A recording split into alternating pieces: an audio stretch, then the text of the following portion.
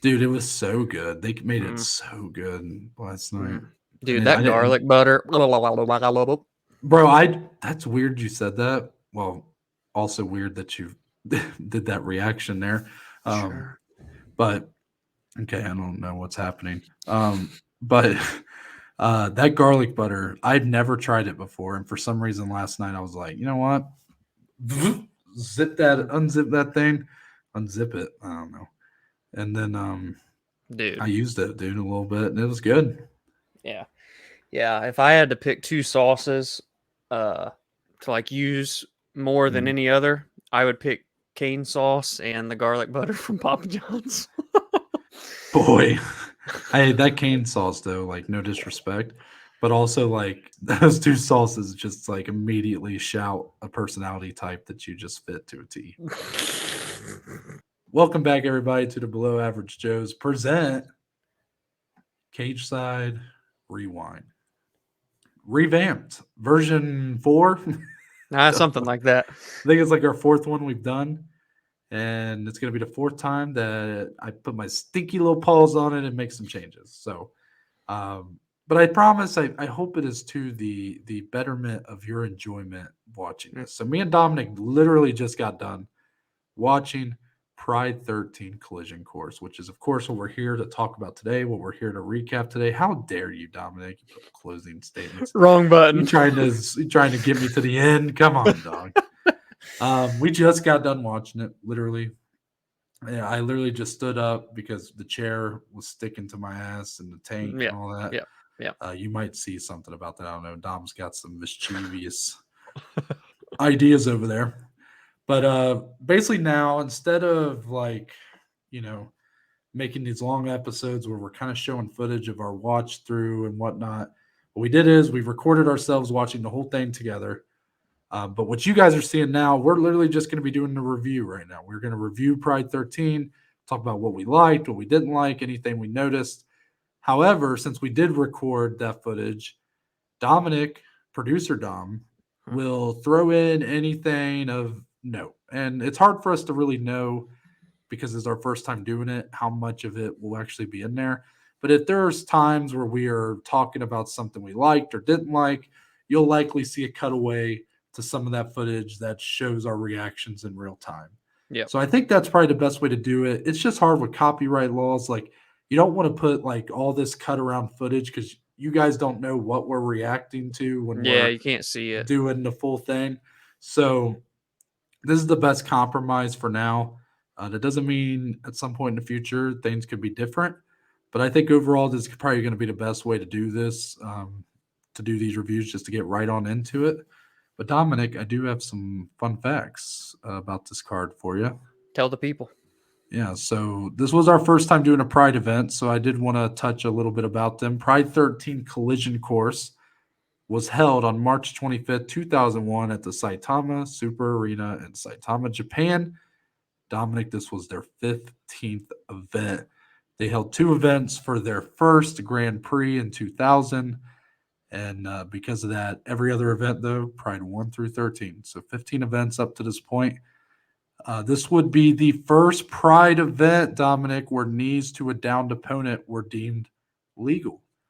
Will that come into play? You bet your sweet bippy it will. um, and a little bit about the rule set.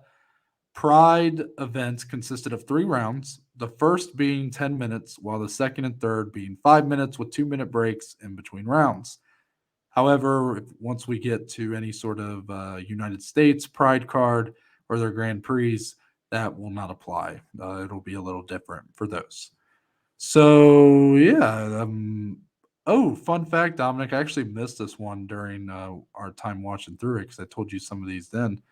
Originally, the co-main for this card was supposed to see Igor Vovchanchyn take on Ken Shamrock, but Okay. with a neck injury to Ken, Trey Telligman would step in as the replacement. And Trey Telligman, of course, was in the same gym as Ken Shamrock, and Yeah. Kid Ken was in his Shamrock corner. was his corner. So that's a little fun fact there. There will be some more I'll throw in here in a minute. But Dominic, Pride 13 collision course. We'll start with the first fight. Sure. Bobby Southworth versus Vitor Belfort. Vitor getting the first round. Get used to us saying that. Do you have the minutes in front of you, Dom? And Yes, I do. it was a rear naked choke, but how long Yeah. did the fight go on for? First round, 4 minutes and 9 seconds in to the bout. How long was it? 4 minutes and 9 seconds.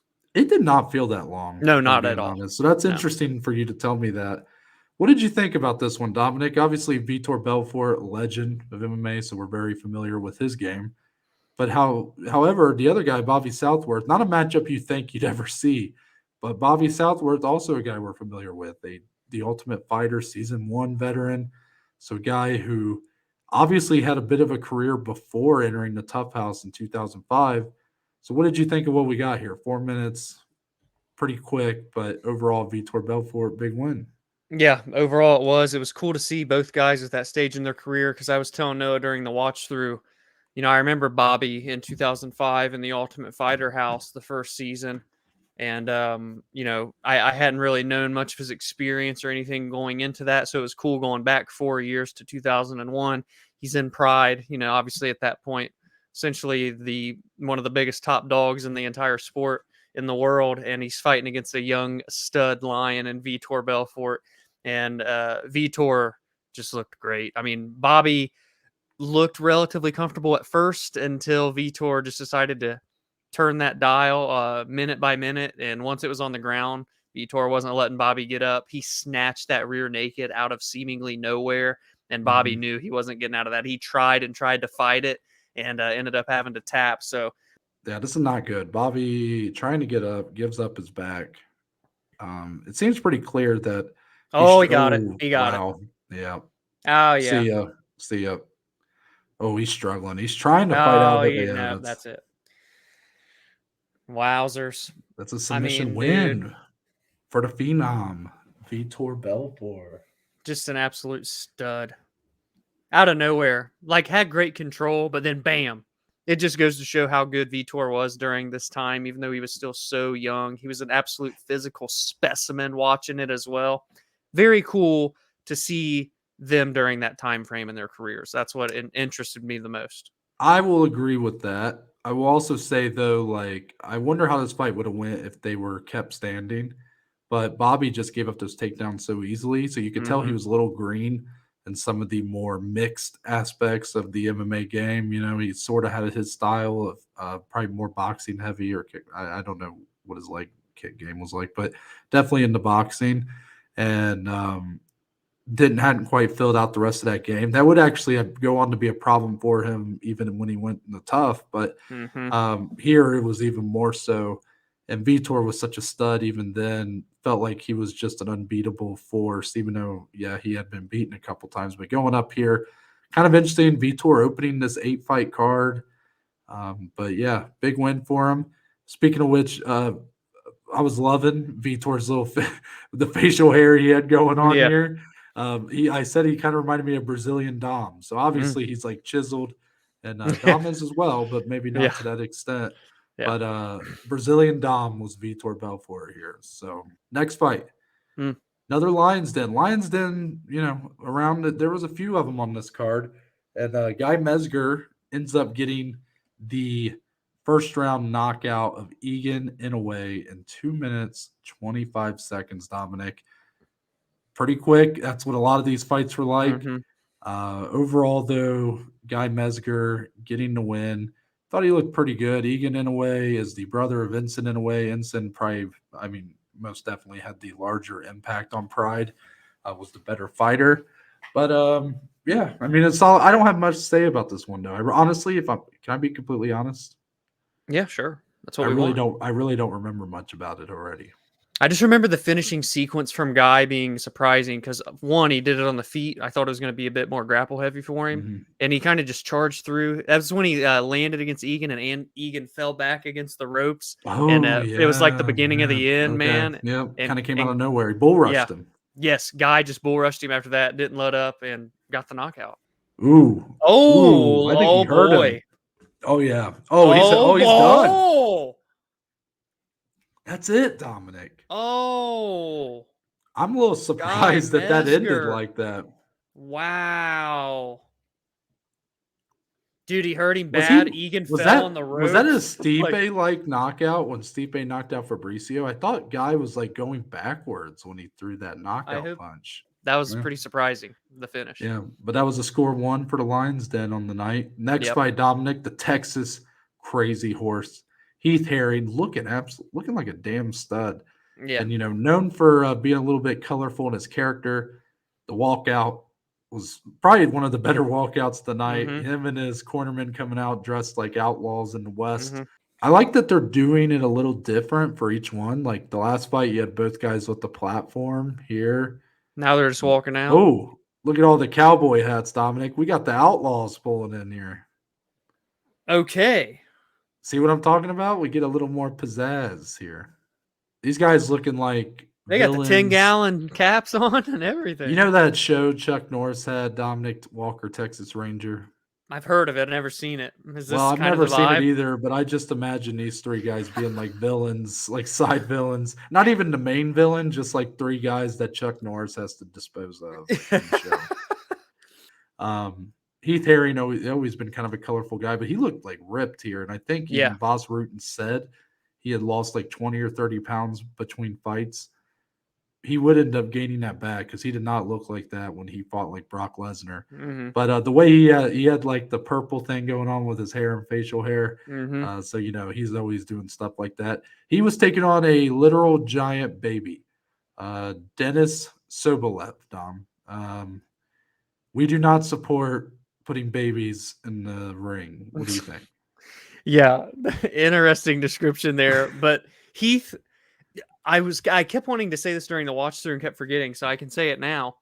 This is a 22-second finish, okay? Yeah. Usually when you see 22-second finishes, it's some wild like knockout or something. No. Heath, in a matter of 22 seconds, went in, got a takedown, got into side control, and got a Kimura locked in, all in a matter of 22 seconds. You don't see fast finishes like that happen unless they're crazy knockouts. So I thought that was like super interesting.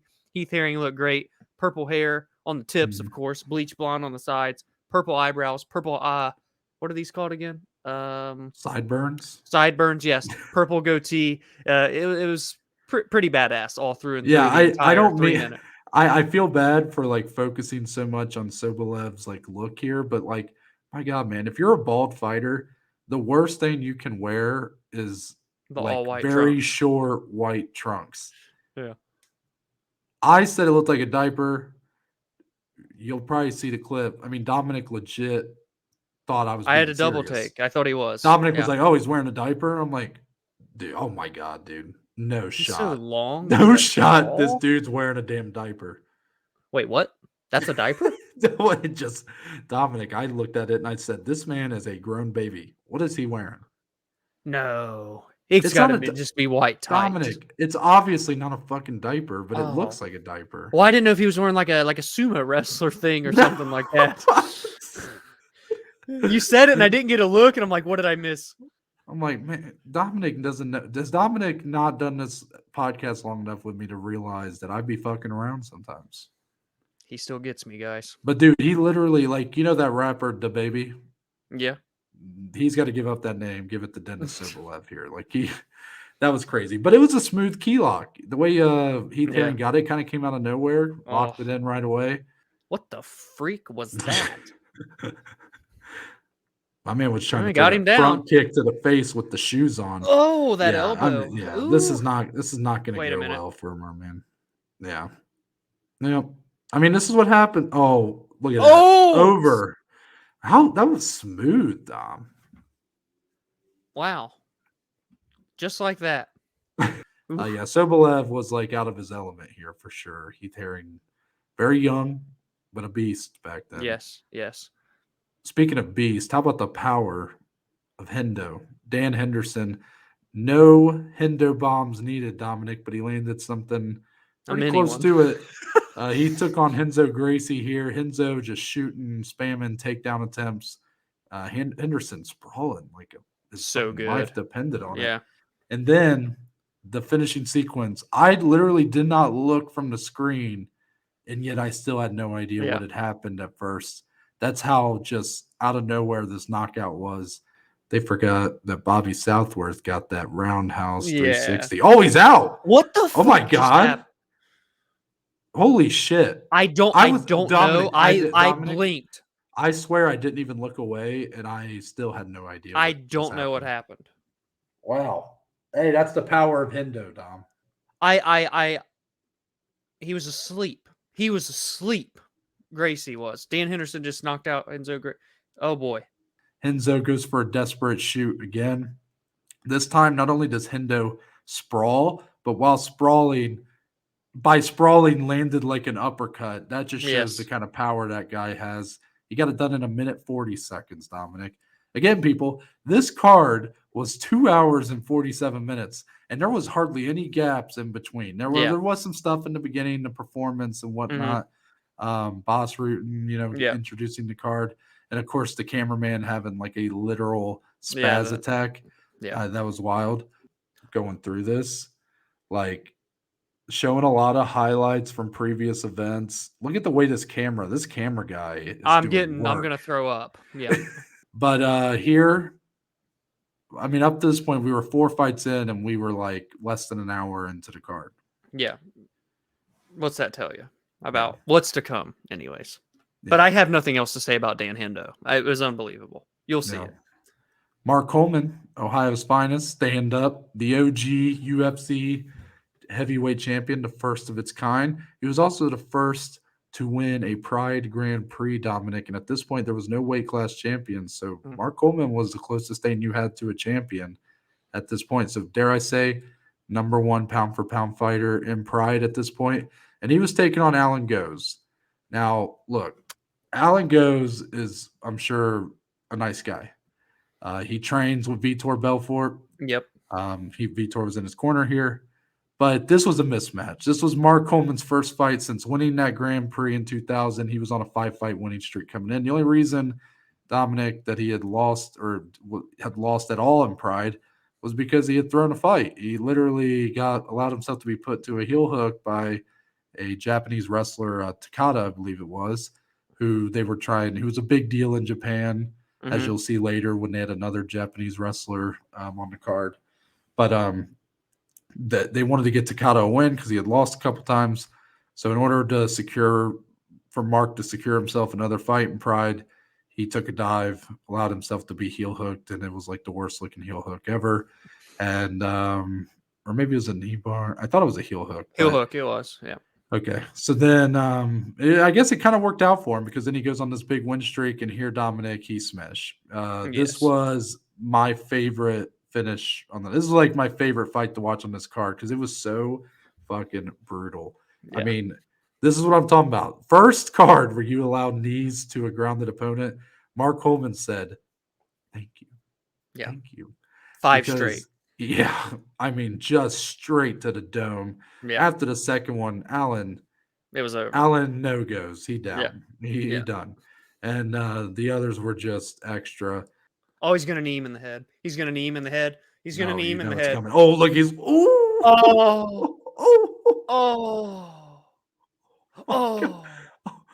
Ref.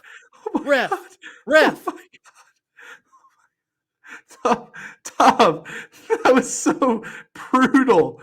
And then, of course, he knocked him out. He separates, starts walking away. Allan goes so out of it, comes back to, and then tries to keep fighting. What is he doing? Wait, Allan Goes is still going for it. What the fuck is happening? This is not good, Dom. Oh my God. Mark Coleman's pissed. Hold that man back. My Lord. Kind of turns into a mess there for a second, but both guys laugh about it by the end. Mark Coleman, Dominic, just proving why he was the best at this time. 1:19. You just saw like the power, the strength, the wrestling was on display. Like everything Mark Coleman had been known for, he still utilized here. And what he would have been like 35, 36 at this point with a lot of fights in the bank already. And then he does those knees, the first event they're allowed, and gets a finish with those. It was brutal. It was brutal, guys. And we are just having a great time at this point, Dominic. Oh, we were buzzing. And then we go on a nose dive. I mean, I'm talking. Yeah. It's the roller coaster, hits the top, and it just comes crashing down. Yeah. Tadao Yasuda gets the split decision win over Masaaki Satake. Mm-hmm. First off, Yasuda Yep. looked like he was 73 years old. Yep.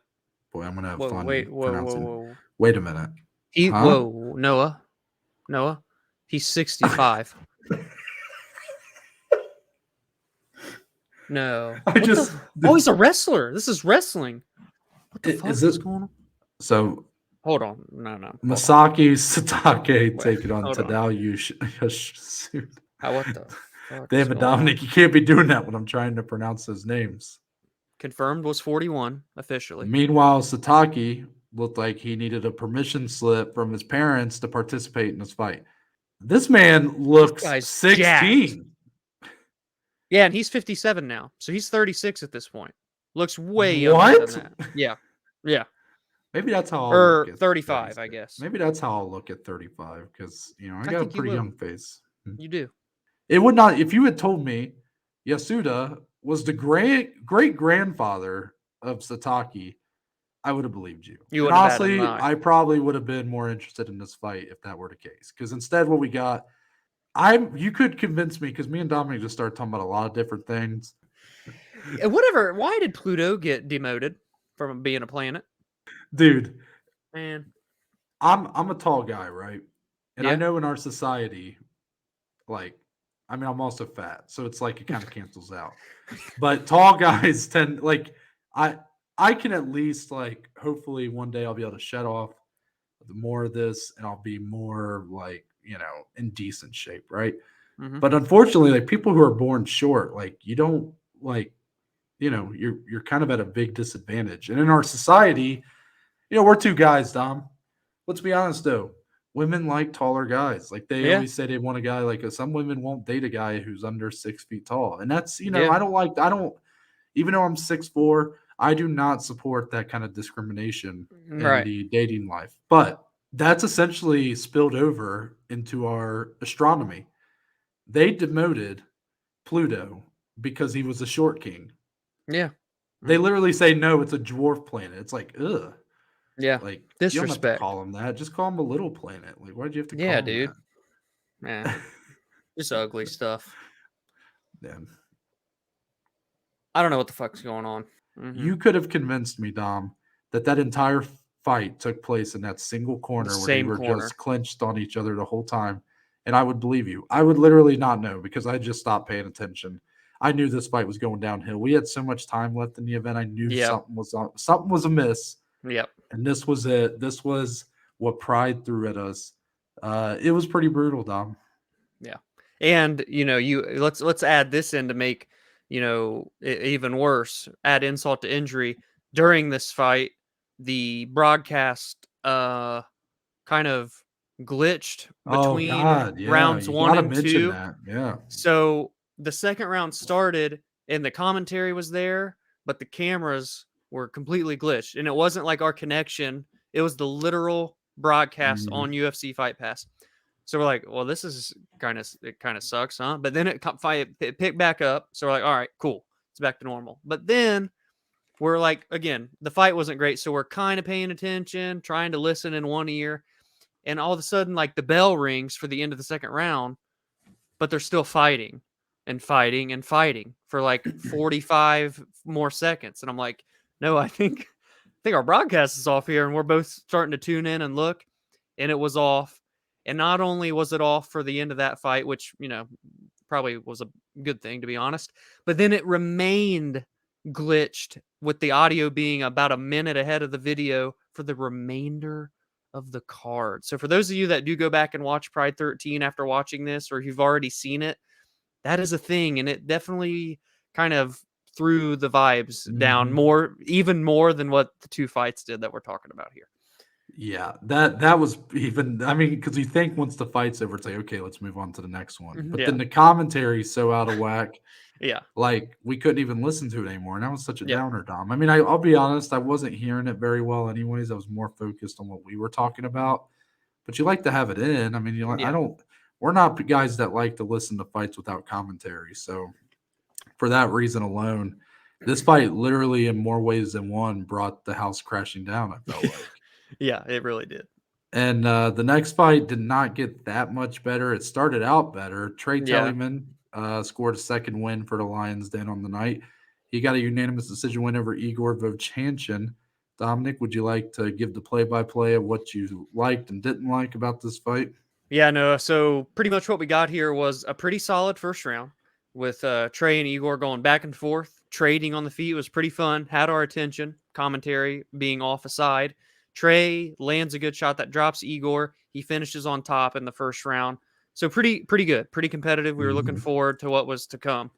But rounds 2 and 3, Trey was able to get Igor back down this time with just kind of regular takedowns and doesn't really do much after that. Kind of just holds top position for those rounds 2 and 3. He gets the unanimous decision win. It started really good. It ended kind of poor. You pair that with the fight that came before it. It was just kind of a really bad duo of fights. Because if you look outside of those, it was a pretty incredible watch through. Yeah, it was a slog to say the least. But these are two guys that are recognizable names. If you've ever watched Pride, even if you've ever watched like early UFC, like you'll recognize Trey Telligman, you'll recognize Igor Vovchanchyn. Trey Telligman, by the way, doesn't have a peck on his right side. Like that alone will probably be something that will make you not forget him. Yeah. You expect more than what you got here. Like you were just hoping for something better, and it just wasn't. It really wasn't. Yeah. However, main event coming up. It was the first of 3 matchups in Pride we would see between Wanderlei Silva and Kazushi Sakuraba. This was a big one, Dominic. Perhaps the biggest rivalry in Pride's existence. I don't know what the opinions are on that. Could you say it was Wanderlei and Rampage? Probably. Something like that. There might be something I'm missing, but I guess Sakuraba and the Gracies are probably the most notable. He was literally called the Gracie Killer. Regardless, it's one of the biggest rivalries. They went back to that 2 more times after this, in case that wasn't noticeable. Wanderlei, though, Dominic, this one went quick. It was brutal. Wanderlei finishes it with knees and soccer kicks, 1:38 into round number 1. I mean, again, like we said with Mark Coleman, first event with knees to a downed opponent, and they both took advantage of it. Wanderlei did here in the main event, landed big ones, but then to finish it with the soccer kicks, looking like he was trying to kick a fucking field goal, Noah. It was some crazy stuff that we're not used to seeing in our modern day fight game. Landed a nice 2-piece there. Oh, now the knee. We're seeing the knees to a downed opponent come in handy here. Oh my god. Oh my gosh. The soccer kick. Oh no. Oh, we did it again. Oh my god. He is trying to punt Sakuraba's head into the first row. This is crazy. Sakuraba's just trying to get out of there. Get out of there. I do not like where these knees are landing. They're landing to the freaking neck, dude. This might be it. This might be it. Yep. That's it. Oh, just like that. Soccer kicks and knees to the head on a ground. I did not like where he was throwing those knees at. Did you see that? He was throwing it like back into of the head, neck. Yeah. Wanderlei Silva, dude, is just a dangerous, dangerous man. A scary, scary dude. And this one, being that it was only 1:38, it was a very, very fun 98 seconds to watch because Sakuraba was fighting back, landing some good shots as well. This was a great way to rebound from those two and just to cap off our first Pride watch through for Cageside Rewind. I was taken aback by seeing Tito Ortiz. I don't know what you would call it. He handed flowers to both fighters. I don't know what you would call that. He was the guest of honor. I don't know. For the event, repping the UFC middleweight title, which, by the way, he won by beating Wanderlei Silva, so that was interesting. Tito would never fight in Pride, but that was the closest he'd ever come to doing so. But it was very interesting to see him. And I was taken aback. I mean, this is something I've heard about this rivalry. Some people say it was kind of ill-advised for them to be matched up 3 times because Wanderlei looked a lot bigger than Sakuraba. He was more ferocious. He was more aggressive, and pair all that up together, and you're just like, man, they really continued to go back to this matchup when it felt like it was just a bad matchup for Sakuraba. Mm-hmm. It was brutal, man. I mean, there was some brutal finishes on here. That one Yes. and the Mark Coleman finish especially. And this was only Yes. Sakuraba's second loss in Pride, Dominic. Including this event, he had fought in all but 2 Pride events up to this point. His only loss before this one was the semifinals, which against Igor Vovchanchyn. Besides that, he was 11-1-1. Yeah. He did have that draw with Allan Goes, funny enough. Mm. But besides that, man, he was like the biggest superstar in Yeah. Pride. He was a fan favorite, and he constantly came and went to war. He beat all these Gracies and stuff. To see him in the shape he was in afterwards, it was like tough, man. You're like, and this would become an ongoing trend with Sakuraba. He was such a fan favorite. He was a guy that brought such an audience whenever he fought. Mm. Pride continued to want to keep him in these big fights and these big placements. And as he started to go downward, they just kept putting him in these tough matchups, and he was getting brutalized in there, man. And it was like much against probably the better judgment of everyone involved. But as far as here goes, a great way to kind of kick off the rivalry. It was a great way to kind of cap off this card. I'm glad we could end on somewhat of a Yes. high note. I didn't even ask you about what you thought of, like, Boss Rooting on commentary, what you thought of some of that stuff in the beginning, like the performance and stuff. Were you kind of into it? Were you into, I guess overall the question is about the pageantry, the pizzazz that Pride offers, much different than what you get in the UFC, especially the modern UFC. Were you into it, or were you like, man, this is just it's a bit of a culture shock. It's just not for me. No, I very much enjoyed it. It was something just very different than what we're used to, what I have been used to for years and years. Cool having Boss Rutan on the commentary. Just really very interesting opening ceremony with the Japanese culture being presented with the flames and the gong, and then as they're doing these big announcements, they drop the sheets down and all the Mm-hmm. fighters are lined up Yep, against each very other. That cool. was pretty fucking dope. So all in all, I thought it was very cool. It made it feel like a very big deal. I had a blast, as we usually do at these watch throughs. I enjoyed it. Do you like that stuff? The pride, just it felt cool, right? I appreciate it. I do. I Yeah. think it's cool how different it is. I mean, obviously, it's something more for that culture, but like, I kind of love it. Like, I Mm. love kind of seeing more of that personal culture for whatever country you're doing a fight in.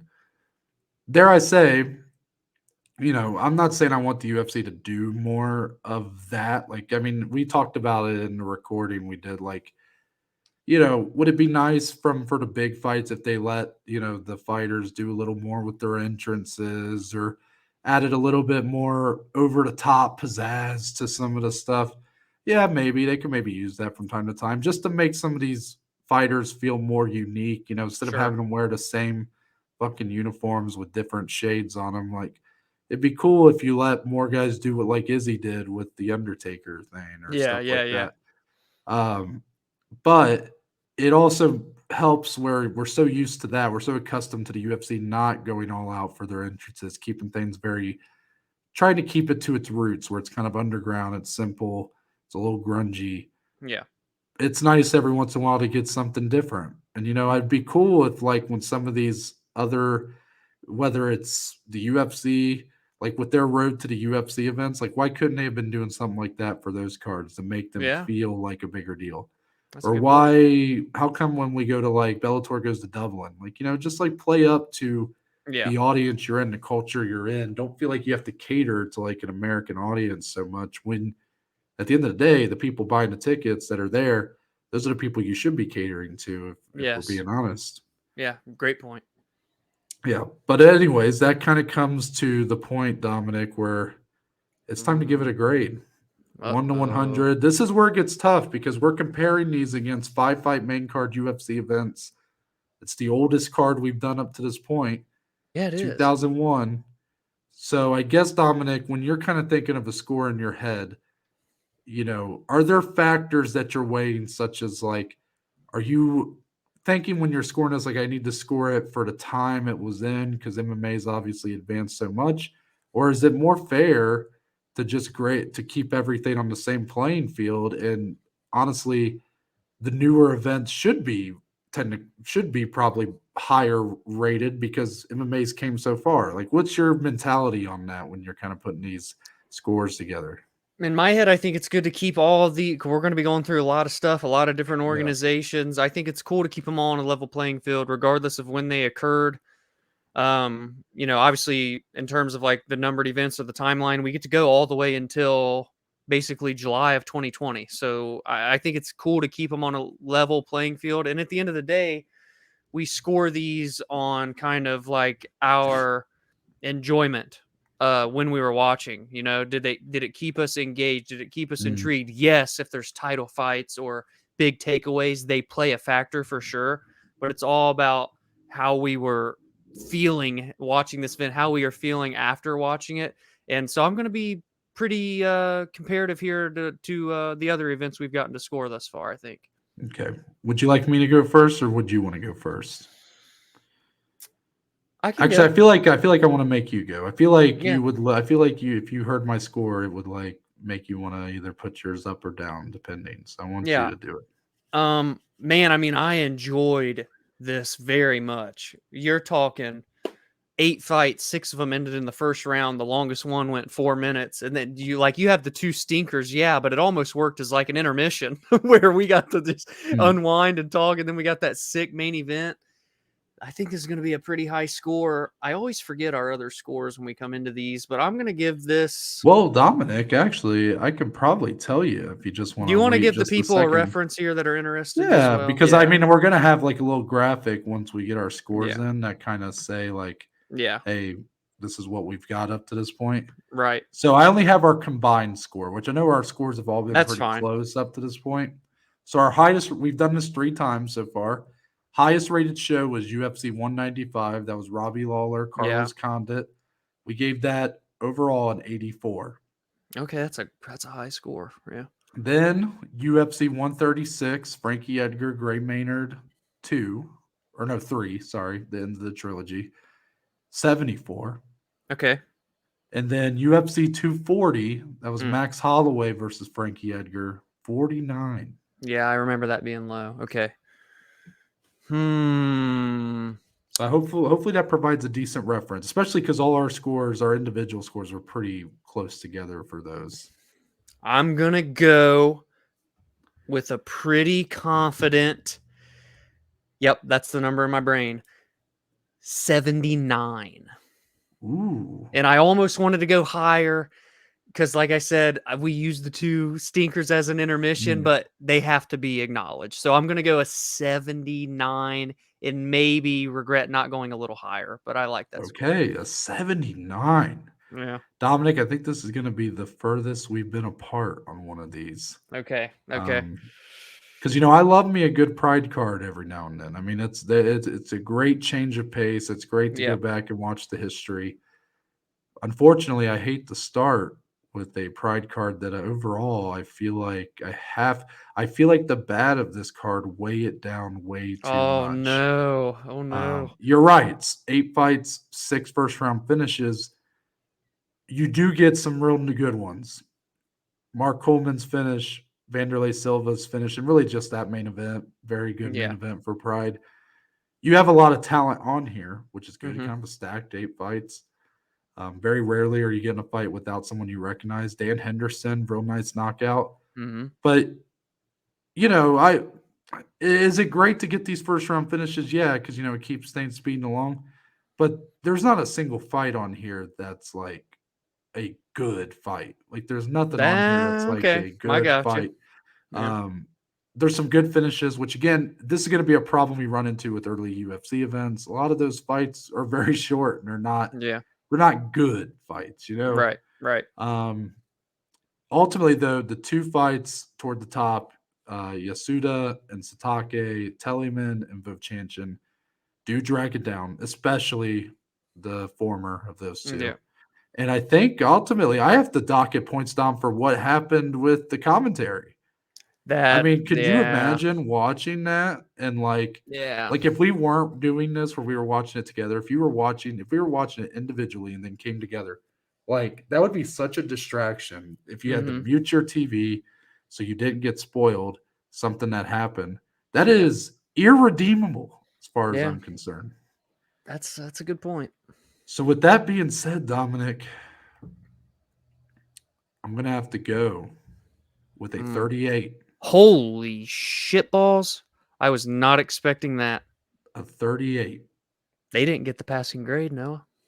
What's the score come out to? 58.5, and tell the people what our kind of cutoff or example of the scores are that we run. 60 and up is something we'd recommend you go watch right now. Yeah. Wow. Not our I was not lowest though. expecting Not that big our of a gap. lowest combined. UFC 240 still holding that Yeah. distinction. So, True.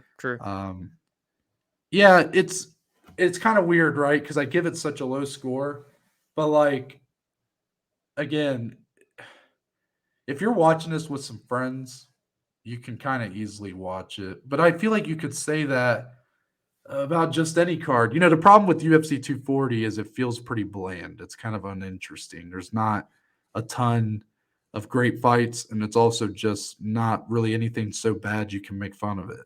Yeah. Oh. Apparently, that guy agrees.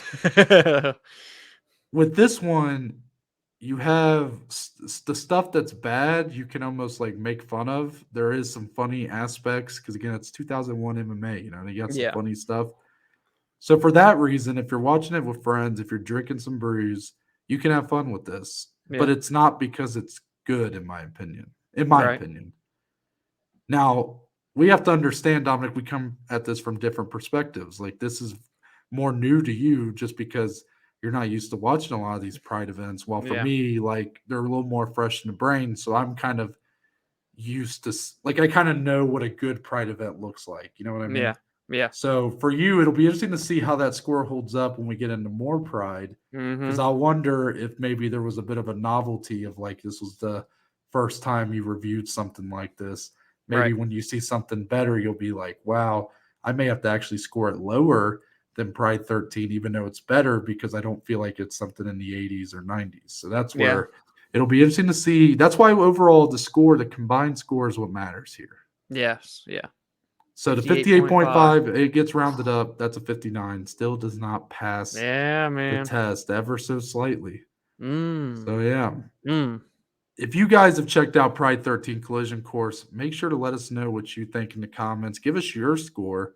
Please. Maybe someday we'll have enough people watching this, Dom, that comment, and we can have like our score and then like a viewer score, so we can keep Oh, like like their average so versus we'll have a ours. ranking and then their ranking, and we'll keep going from there. That'd be dope. But yeah, you should see the rankings on the screen 4 events down. We will be doing this. The next one will come out, Dom. Is it August? July? Yep. Yeah, so this will be a June release, and then we'll have a Cageside release in August. Yep. Okay. We already know the event, but yeah, yeah. I'll go ahead and say it. I mean, the next one in August coming at you, Strike Force Miami, to kind of round down summer. So we'll be doing another first, and I'm excited for that one because there's a lot of interesting. It's an interesting card. Yeah, there is a lot of interesting stuff going on there. But make sure to like, subscribe, all that stuff. But Dominic, there's only one way we could end this show. So with the little segment we like to call closing statements. The point of the show where me and Dominic can talk about anything and everything, MMA related or not. So Dominic, take it away. In our rewatch, Noah and I talked about recess and some of the games and things that we would play. Yeah. What was y'all's favorite thing to play / do at recess as a little kid, as a child? Noah and I dabbled and talked about how I used to reenact the movie Jeepers Creepers, like I was running away from him, and Noah was talking about the basketball game with the 4 holes and all that stuff. So let us know. Did anybody dabble in some just basic tags, some hide and seek? What is it? The Red Rover, send Noah right over. That game, seems like a dangerous game to play as a kid, by the way, but whatever. Let us know, guys, what that go-to thing at recess was for y'all. I'll keep the same theme, Dominic, with games. Also, let us know your favorite board game growing up. This is a big one, Dominic. This says a lot about a person. See, I get to answer this because we didn't talk about these. Yeah. Okay. So, Dominic, your favorite board game. It could be what your favorite is now, what your favorite was when you were probably playing more board games as a kid. What are you thinking? I have such a close second, but I can't. But dude, give it you're the so win. nostalgic for stuff. I bet your favorite board game now was your favorite as a kid. No, I think my favorite board game now jumped my older favorite board game. Okay. Because I think I enjoy it more now because it's really fun. And I've played it a lot more frequently lately. Clue. Fucking love that game. I think it's so much fun. And you really get to be strategic. But at the same time, if you just pay attention, you don't have to be as strategic. So you can kind of call people out when they're not paying attention and whatnot. It's just a really fun, enjoyable game. You sit around with 4, 5, 6 people and see who can solve the mystery. So I think I'm gonna go Clue. Very slight edge on my second one. What was your childhood favorite, or what's your second choice? I love the game Life. I always loved that game. Okay. I thought that was super cool, especially as a kid. I'm putting me and then the wife and the kids in the cars and moving it around and stuff. I thought that was a cool you're game. such a sap. You're such a sap. You're like, oh, look at my little family. I love them. I used to hate that game. I always got stuck being like, I would always get a job, and I was like, damn it, janitor again. Yeah. You're stopping on all the shit you got to owe money instead of win money. Yeah. I did like that game a lot. But, man, Dom, I feel like we always end up with similar answers on stuff like this. I had Clue as well. Clue's been a game I played for Jesus. I mean, I think I got my first Clue board game set. It was probably for me, my sister, and my stepdad's kids. They all got us a set. Probably when I was like 9 or 10. Yeah. So I've been playing for a long time, and man, that was some of my favorite memories of hanging out with my step siblings. Was on the weekends. We'd all play. We'd have like 6 people playing. It was awesome. So yeah, that's definitely my favorite. I don't know if I've really ever had like a different favorite. I've always been intrigued by Risk. The Risk. war strategy game. You are taking over countries and stuff. I don't know. You're joking. You are fucking joking. Have you seen anything ever? Like, have you ever seen Not really. anything? Yeah, that's what I'm getting from you. I mean, I've played Battleship. Yeah, that's not the same thing. You just said another board game. Okay. That's literally 2 different board games. Like, why would you just not say I've just not played it? You're like, I played Battleship. I didn't fucking ask. Well, you said war. I don't know. I've never played it. I don't know if I've ever heard of it. It's I can't possibly.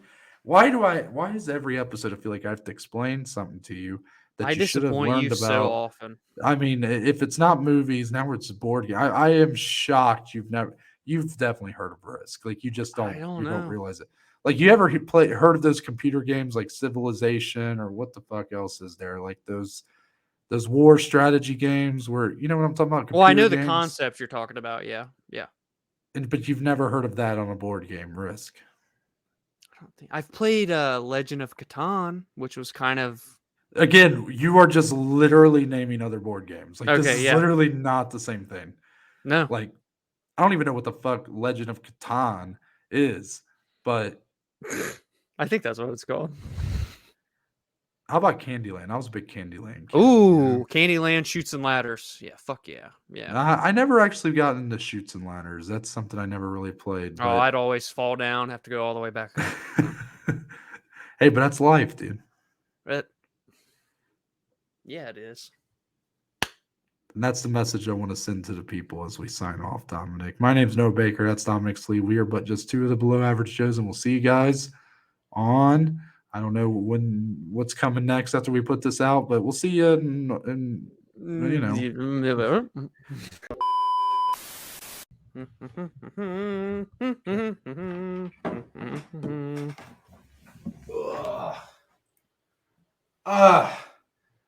My dick is in my ass.